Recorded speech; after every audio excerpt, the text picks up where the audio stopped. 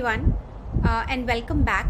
In this video, I want to talk about the a priori algorithm, and it is one of the most important algorithms related to the association analysis that we've been talking about.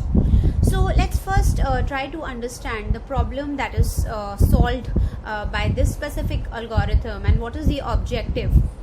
So what happens is that when we look at the data on which we want to do market basket analysis, often there is a problem of having lots of data. So what do I mean by that? Let's take a look at a few examples to understand that better.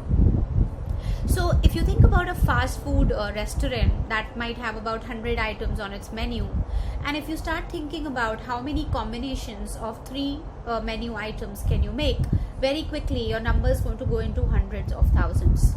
Now on a bigger scale, think about a supermarket which has 10,000 or more unique products, and think about how many two product combinations can you make. Very quickly your answer is into millions and then even billions.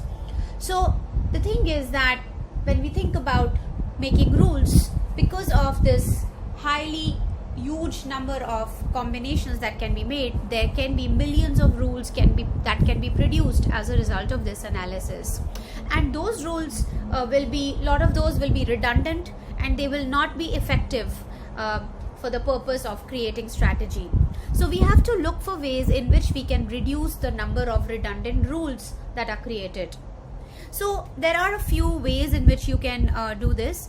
One of the ways is to create product hierarchies or groupings. So for example, instead of looking at milk and cheese and yogurt, you can combine that into a higher category and you can call it dairy, for example.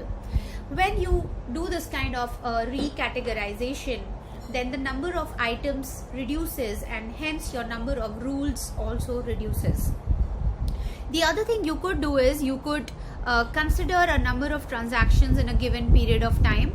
So you could only look at 6 months of data or 1 year of data or maybe even 1 day of data if you're talking about a really big e-commerce giant. So it depends on the size of the data to begin with.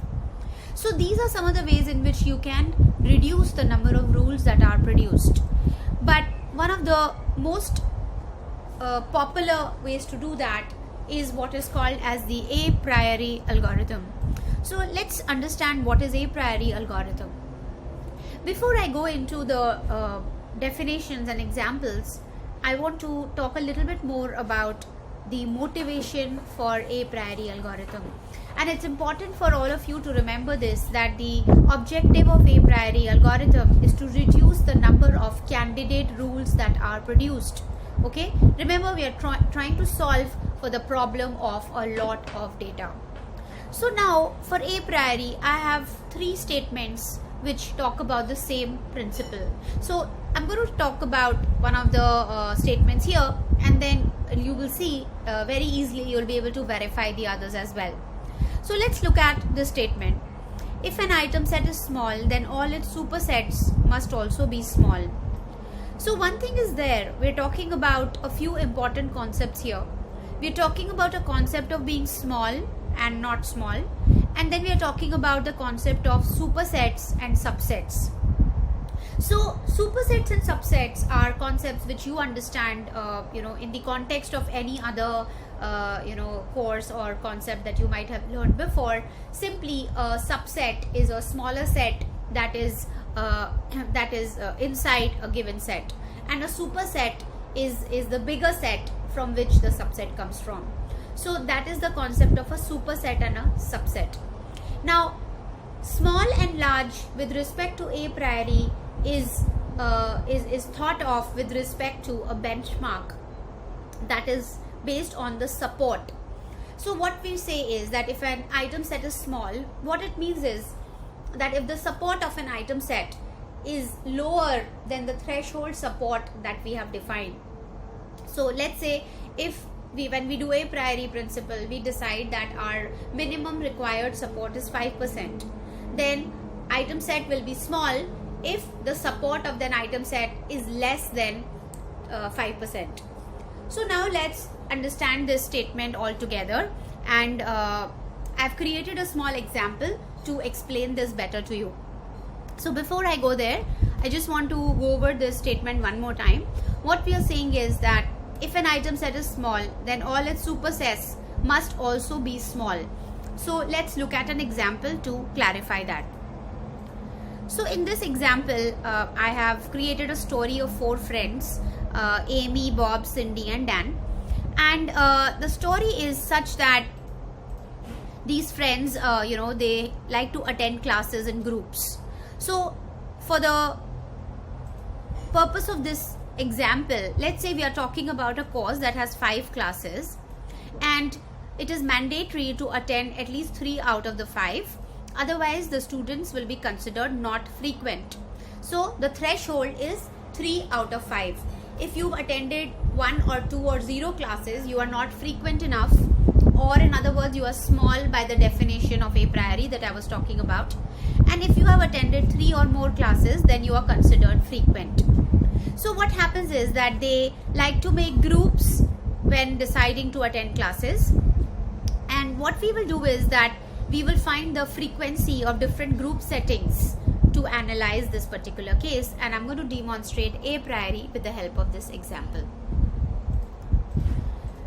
So here's what the distribution of classes looks like. So basically, I could look at the student attendance at one student level. I can look at their attendance when they are in pairs, or when 3 students are available, or when 4 of them decide to attend the class. So these are all the combinations of groups that can be created for the purpose of attending a particular session. And in the brackets, what I have are the frequency for that particular group setting. So if I just look at how many classes Amy has attended, then it's 4.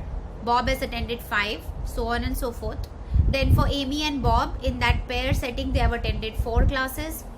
And then you can understand the rest of the numbers that are given here. Now remember, what a priori said is that if an item set is small, let's go back to that statement again. If an item set is small, then all its supersets must also be small. So coming back to my example, which student is infrequent at the 1 student level? And the answer will be Dan. Okay. Now, according to a priori, all the supersets of Dan should also be small. So all the combinations where Dan is present should also be small. So let's look at what are those combinations and how does this statement hold in those cases. So I have highlighted all the group settings where Dan is present, and you can note down something very important about these highlighted cases is that they all have a frequency of less than 3, which is basically they are small. So what a priori said is that if Dan is infrequent, then all the supersets where Dan is present is also going to be infrequent. Okay, so this is an example of what a priori really means. And now let's see how does this get applied for the purpose of the transactions that we can analyze. So remember, the purpose of a priori was to cut down the redundant rules. So for example, let's say we have A, B, C, D, and then we have A, B, A, C. These are the pairs, and then these are the combinations of 3s, and these are the combinations of 4 products that can be made with A, B, C, D. This representation is also sometimes referred to as the lattice representation. Now what a priori will mean is, so remember the statement said that if an item set is small, then all its supersets are also small. So instead of creating all the possible rules, I can look at the support at the individual item level. So suppose I look at the support of A, and if I find out that the support of A is under the threshold, then I know that all the supersets where A is present are also under the threshold. So if A is small, then AB, AC, AD, ABC, ABD, ACD and ABCD, almost half of that lattice is going to be small, and hence I do not need to create those rules. And this is how applications of a priori help to cut down on the redundant rules which now don't need to be created. I'm going to end this video here. In the next video, I will look at one more example of an application of a priori on a transaction data.